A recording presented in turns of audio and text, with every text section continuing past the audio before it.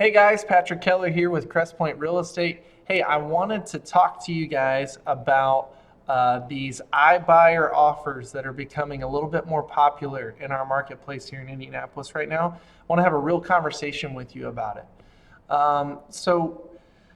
Right now there's a lot of different iBuyers out there. iBuyers are basically online buyers who make offers on your properties, and it's easy, right? So you go online and you put in your address and you send them a few pictures of your house. You may or may not even have to send them a few pictures of your house, and they send you an offer.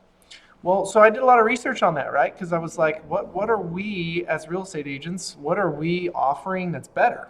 And are we offering something that's better? And so what I did is I actually signed my own house up for one of these iBuyer offers and looked at the contract and looked at what they offered me. And I found out a lot of quick holes in this, and I want you guys to know about them. So first things first, generally speaking, what I have found is that an iBuyer offer, if a owner takes one, they're generally losing out on about 9% of a sale. So if it's a $100,000 house, they're losing out on $9,000. If it's a $200,000 house, they're losing out on about $18,000. If it's a $300,000 house, they're losing out on about $27,000. Okay. The reason being is that the offer is generally about 4% to 5% lower than the market value, sometimes even 6%.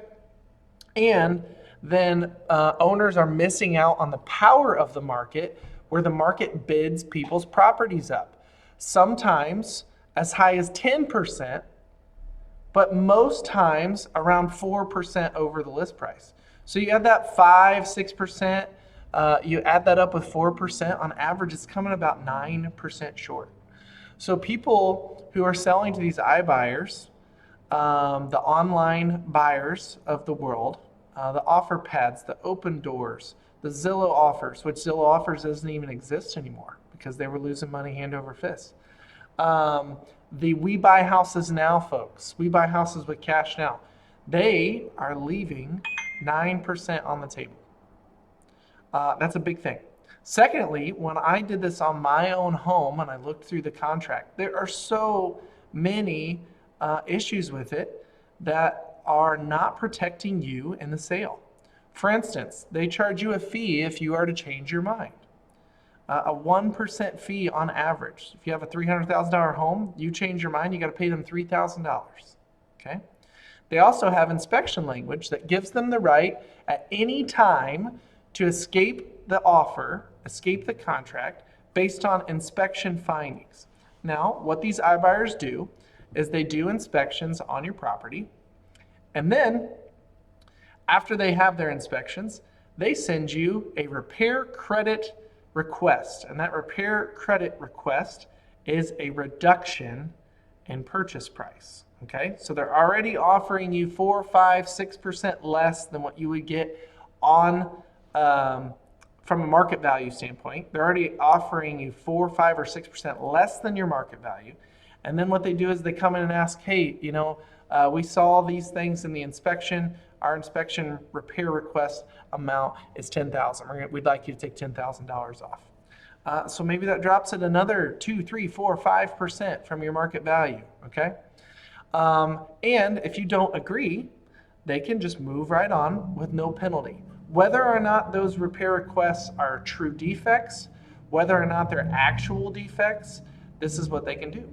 They also are having you pay for title fees that a seller does not typically pay in a transaction. Okay, these are all the fine print things. All right. Also, they give you absolutely no power, the way the contracts are written, to find them liable for not performing to a contract. So if these iBuyers are to escape the contract at any point for no reason, okay, or they are to damage your property during an inspection, or any of the things, the contracts specifically say that you cannot bring suit against these iBuyers in any way, especially for what's called specific performance, where you can actually sue someone for not performing to a contract. That's a real estate lawsuit that you can bring against other people. The contracts say that you are opting out of that. okay? And another really crazy specific thing, and I could go on and on and on about this, but another specific thing is that they literally say in their contracts that the seller, the owner, is agreeing that they are not selling their home at market value. And a seller is signing off on these. So what's happening is our market has a lot of equity right now, and these people go into these online portals and they put their address in there and they get a quote, right? Well, that number looks higher than anybody ever expected because that's our market right now. And then they don't get an opinion of what their true market value is, which is north of that number, right? They also are so excited about the number and they're excited about the figure or the free perks of a free moving company, right? Or something like that, that's included in this online offer, that they don't look at the contract. They just click, click, click because it's an online contract. And the moment you click and sign that, you are bound by their cancellation policy. You are bound by all of the terms of the contract that are not protecting you. So as much as that easy button sounds tempting and attractive, nothing that's worth anything is ever easy, right? So here's what we're looking at doing. We want to make our clients that 9-10% more, okay, than an iBuyer offer does. And we want to include the same perks, okay? The same perks of free cleaning, free moving, and a free place to stay over a weekend if you don't want to be inconvenienced with showings, okay? And on top of that, we want to be able to deliver you an investor offer, which is an iBuyer offer. They're investors, guys, that you can fall back to if you don't want to go to the market. And that's what we're working on this year. So if you're interested in our convenience package listing, okay, reach out to me. If you want all the conveniences of an iBuyer offer and you want to make 8, 9, 10% more, which is a lot of money, okay? The average real estate price in Indianapolis in our service areas is like $300 to $400.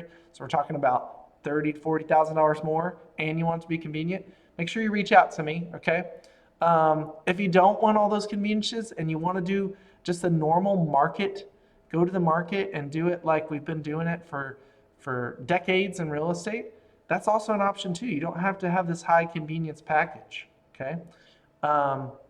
Please reach out, ask any questions. If you have any comments, please make them. If you have questions about iBuyer offers, if you have an iBuyer offer right now and you want to see how our numbers compare, we'd love to show you because we've ran them and we've seen every single time they're short of market value. And you're acknowledging that they're short of market value when you sign their contracts. This is a long video, but I just wanted you guys to know the specs of it. I hope you're great. I hope that we can talk soon. I hope you're having a great start to your 2022 and you've been healthy. We'll talk to you guys later. See you, bye.